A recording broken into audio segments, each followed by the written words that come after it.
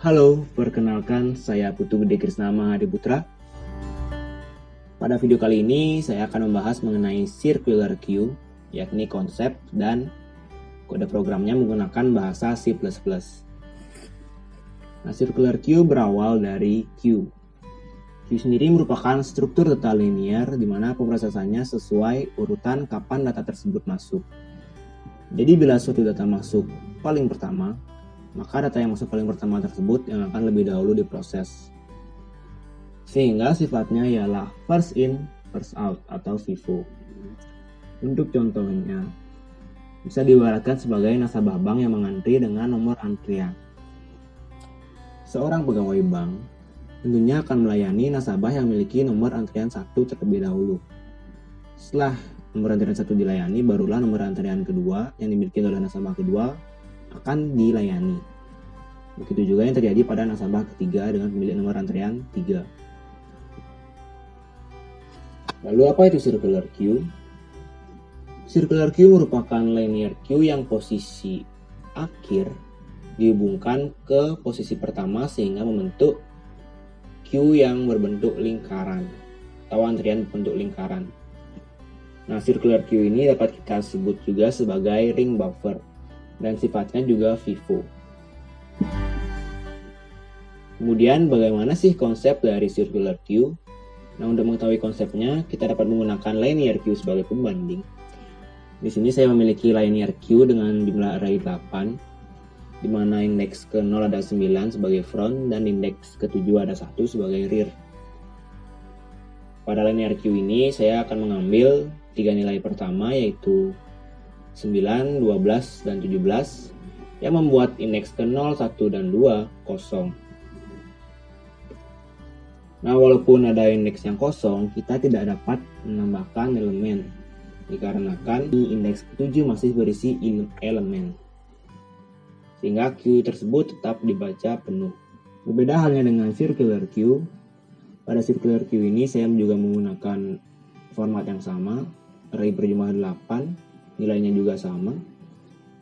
Saya juga mengambil nilai-nilai yang sama yaitu 9, 12, dan 17 sehingga nilai front berada pada indeks ketiga dengan nilai min 5. Bedanya pada circular queue ini, indeks yang kosong pada 0, 1, dan 2 dapat kita tambahkan elemen.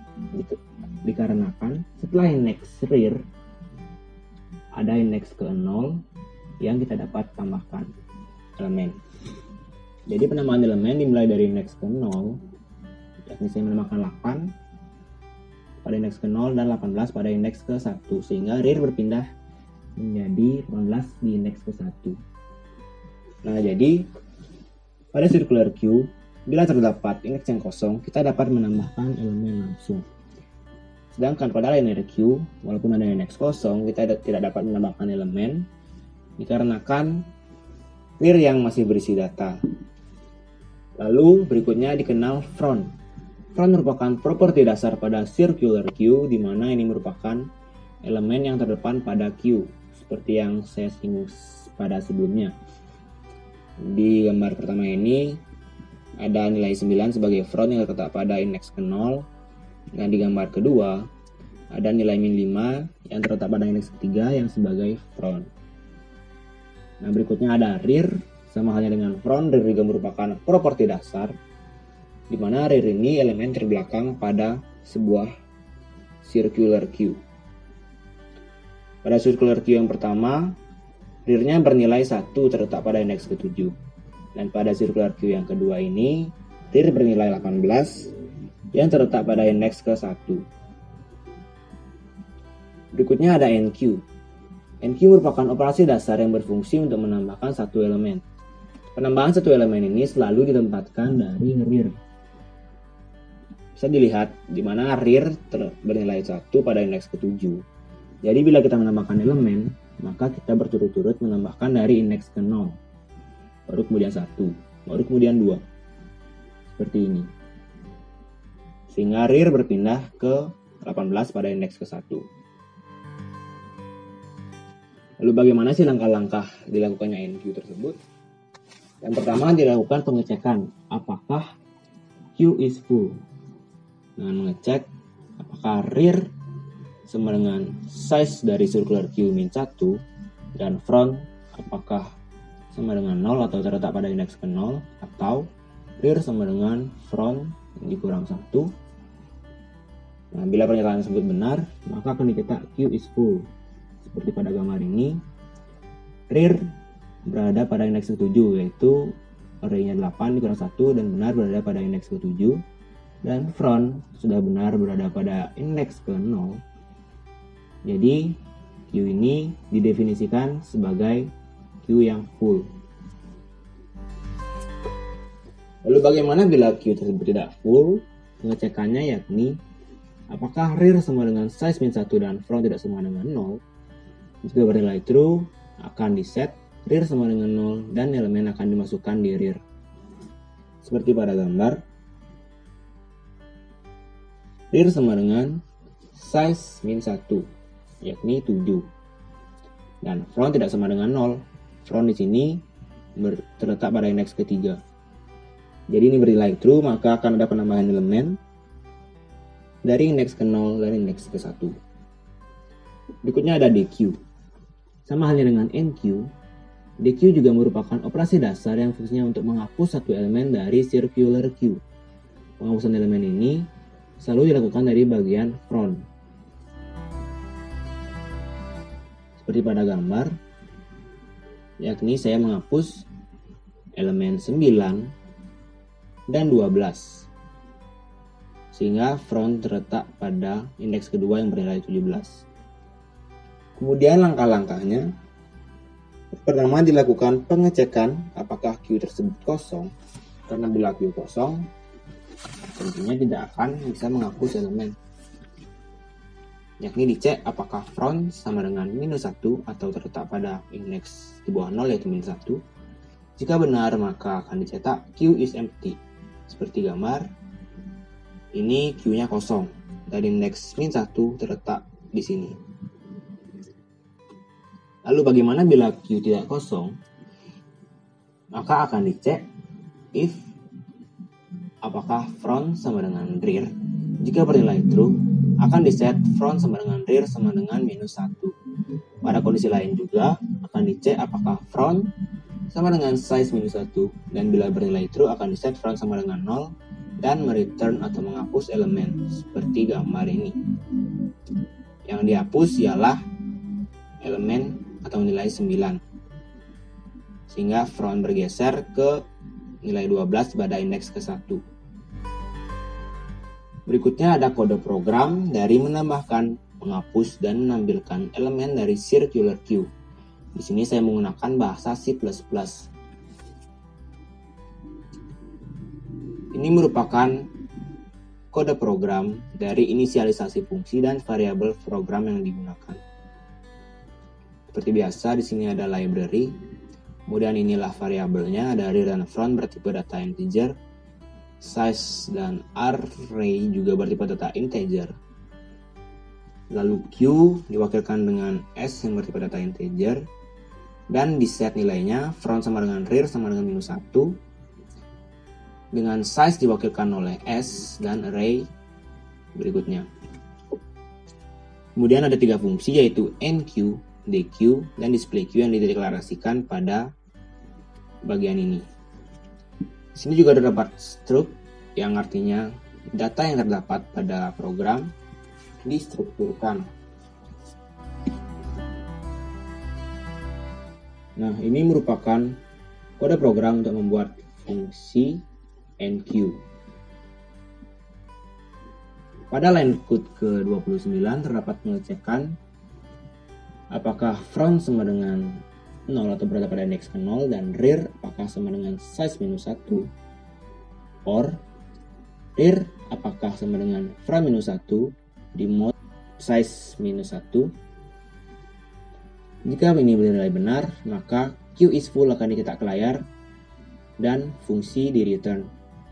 Bila tidak, maka akan dilanjutkan ke line ke-36, akan dicek apakah front sama dengan minus 1 atau terletak pada indeks minus 1. Bila iya, maka front akan diset rear sama dengan 0. Kemudian pada kondisi lain akan dicek apakah rear sama dengan size minus 1 dan front tidak sama dengan 0. Bila iya, rear akan diset sama dengan 0. Nah, setiap NQ ini rear akan diinkrementkan. Selanjutnya ada fungsi DQ yang dimulai dari line code ke-56. Nah, pada line code ke-58 ada pengecekan apakah front sama dengan minus 1 atau terletak pada indeks di bawah 0 atau min 1.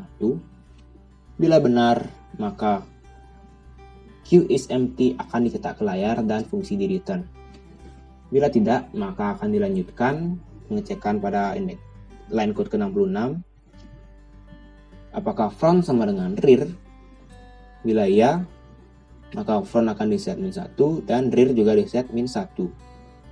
Bila tidak, akan pengecekan kembali apakah front sama dengan size minus 1. Bila iya, front akan diset sebagai 0 atau indeks ke 0. Nah, pada DQ ini front akan diinkrementkan. Berikutnya ada fungsi display Q yang dimulai dari line code ke-80. Kemudian terdapat pengecekan pada line code ke-82. Apakah front sama dengan min 1 atau berada pada indeks min 1? Bila iya, maka akan dicetak Q is empty dan fungsi di return. Bila tidak, akan dilanjutkan mengeksekusi line code ke-87 dengan mencetak elemen in circular QR. Baru dilanjutkan ke pengecekan pada line code ke-88.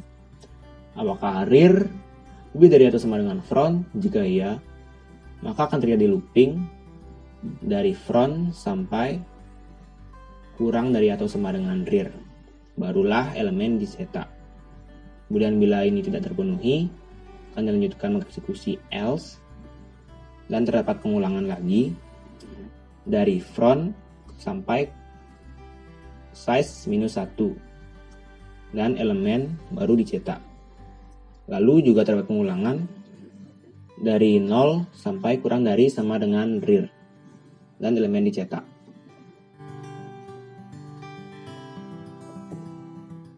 Nah, ini merupakan main function yang dimulai dari line code ke-104. Kemudian pada line code ke-106 Q dideklarasikan bersize 8. Kemudian dilakukan NQ dimulai dari line code 109 sampai line code 116 dan diberikan perintah display Q pada line code ke-119. Kemudian nilai yang di NQ ini bila diilustrasikan menggunakan circular Q akan tampil sebagai berikut. Dari circular Q yang kosong akan ditambahkan secara berturut-turut dari indeks ke-0 nilai-nilainya sampai indeks ke-7 dan indeks ke-0 yang bernilai 9 sebagai front dan indeks ke-7 yang bernilai 1 sebagai rear. Pada program outputnya akan seperti ini. Elements in circular QR. Ini 9 sebagai front pada indeks ke-0 dan ini 1 sebagai rear pada indeks ke-7. Lalu setelah elemen ditambahkan, di sini saya mengurangi atau menghapus 3 elemen dari front dan sisanya di display elemen yang masih ada. Pada circular Q tampilannya sebagai berikut. 9 dihilangkan, 12 dan 17 juga dihilangkan, sehingga ada indeks yang kosong. Dan front terletak pada indeks ketiga bernilai 5.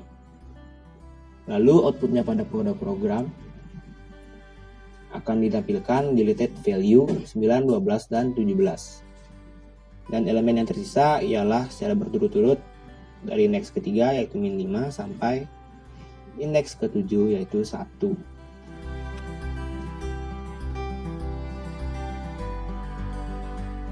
Nah, kemudian saya kembali menambahkan 3 elemen yakni 8, 18, dan 17. Kemudian hasil penambahan tersebut ditampilkan kembali.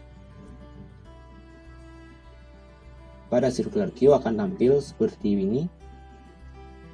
8 ditambahkan pada indeks ke-0, 18 pada indeks ke-1, dan 27 pada indeks ke-2.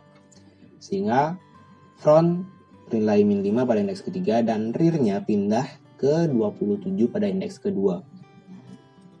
Dan pada kode program akan di-outputkan elemen in circular queue are secara berurutan dari indeks ketiga yaitu min 5 sampai indeks kedua yaitu 27. Nah, di sini juga saya mencoba menambahkan 31. Namun, karena circular queue ini sudah full, maka yang terjadi ialah queue overflow.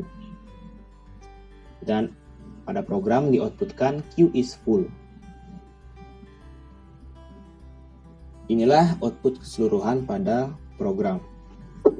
Dimulai dari elemen queue, setelah di enqueue, kemudian value yang di delete dan sisanya apa aja. Kemudian ditambahkan kembali elemennya, yaitu 8, 18, dan 27. Setelah itu saya mencoba menambahkan 31, karena queue full, maka ditampilkan queue is full. Baik, sekian penyajian video dari saya mengenai circular queue, yakni konsepnya dan kode program menggunakan bahasa C++. Saya mohon maaf apabila pada penjelasan tadi terdapat kekeliruan maupun kesalahan kata. Akhir kata saya tutup dengan terima kasih, semoga video ini dapat berguna bagi kita semua.